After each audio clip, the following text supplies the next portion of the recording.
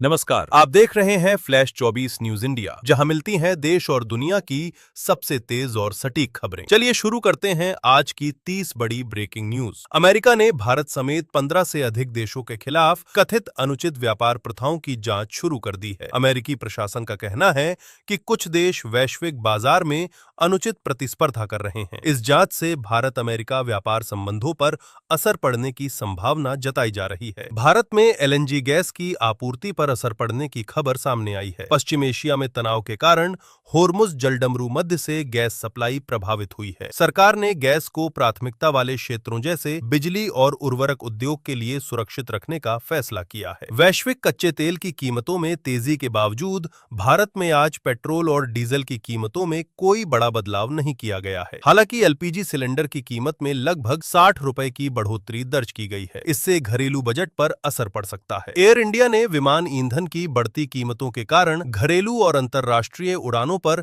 नया fuel surcharge लागू कर दिया है। 12 मार्च से शुरू हुए इस फैसले के बाद यात्रियों को टिकट बुकिंग के समय अतिरिक्त शुल्क देना पड़ सकता है। दिल्ली बीजेपी की केंद्रीय चुनाव समिति की महत्वपूर्ण बैठक आज आयोजित की जा रही है। इस बैठक में पश्चिम बंगाल और केरल के आगामी चुनावों के लिए उम्मीदवारों के नामों पर अंतिम मोहर लगने की संभावना है। पार्टी के वरिष्ठ नेता बैठक में शामिल होंगे। मध्य पूर्व में तनाव लगातार बढ़ता जा रहा है। रिपोर्ट के मुताबिक इजरायली सेना ने बेरूत में हिजबुल्लाह के ठिकानों पर कई हवाई हमले किए हैं। इस हमले के बाद पूरे क्षेत्र में सुरक्षा अलर्ट बढ़ा दिया गया है और हालात पर दुनिया की नजर बनी हुई है। अमेरिका के पूर्व राष्ट्रपति डोनाल्ड ट्रंप ने बयान दिया है कि स्पेन के साथ व्यापारिक रिश्तों की समीक्षा की जा सकती है। उनका कहना है कि व्यापारिक संतुलन और अमेरिकी हितों को देखते हुए नए फैसले लिए जाएंगे। इस बयान से वैश्विक व्यापार में हलचल बढ़ गई है। ईरान से जुड़े संघर्ष के बीच अमेरिकी सेना ने दावा किया है कि होर्मुज क्षेत्र में माइन बिछाने वाले ईरान के कई जहाजों को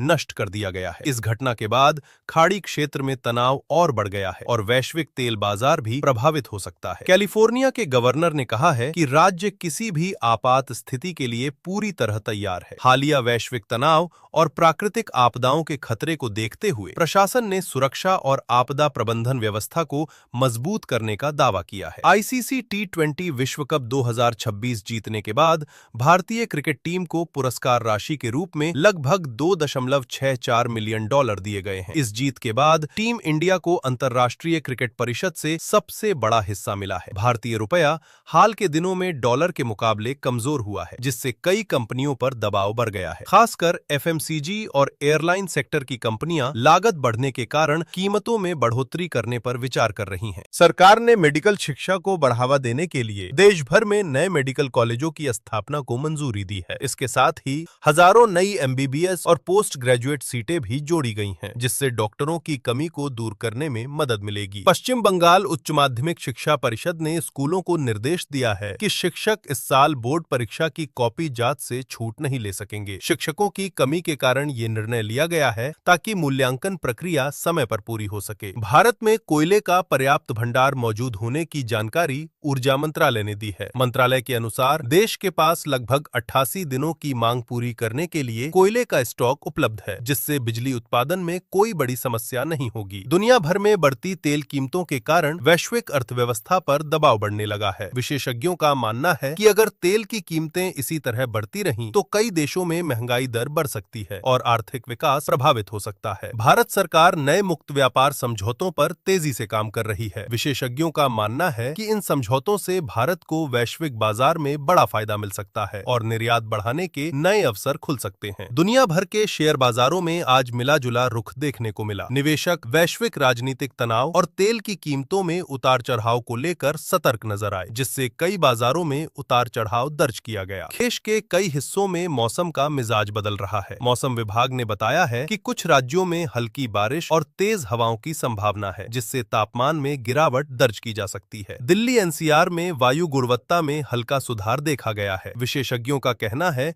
कि हवाओं की दिशा बदलने और मौसम में बदलाव के कारण प्रदूषण के स्तर में कुछ कमी आई है। भारत में डिजिटल पेमेंट तेजी से बढ़ रहा है। यूपीआई के जरिए हर महीने करोड़ों लेन देन हो रहे हैं, जिससे नकद भुगतान की जगह डिजिटल भुगतान का चलन तेजी से बढ़ रहा है। रेलवे मंत्रालय ने यात्रियों की सुविधा बढ़ाने के लिए कई नई ट्रेन सेवाओं और सुविधाओं की घोषणा की है। सरकार का लक्ष्य रेलवे यात्रा को अधिक सुरक्षित और आधुनिक बनाना है। देश में स्टार्टअप सेक्टर तेजी से आगे बढ़ रहा है। कई भारतीय टेक कंपनियां आर्टिफिशियल इंटेलिजेंस और डिजिटल टेक्नोलॉजी में नए निवेश कर रही हैं, जिससे रोजगार के नए अवसर पैदा हो सकते हैं। भारत में इंटरनेट उपयोगकर्ताओं की संख्या लगातार बढ़ रही है। ग्रामीण क्षेत्रों में भी डिजिटल कनेक्टिविटी मजबूत होने के कारण ऑनलाइन शिक्षा, बैंकिंग और ई-कॉमर्स तेजी से फैल रहा है। सरकार ने सड़क सुरक्षा को लेकर नए अभियान की शुरुआत की है। इसका उद्देश्य दुर्घटनाओं को कम करना और लोगों को ट्रैफिक नियमों के प्रति जागरूक करना है। शिक्षा क्षेत्र में डिजिटल लर्निंग प्लेटफॉर्म का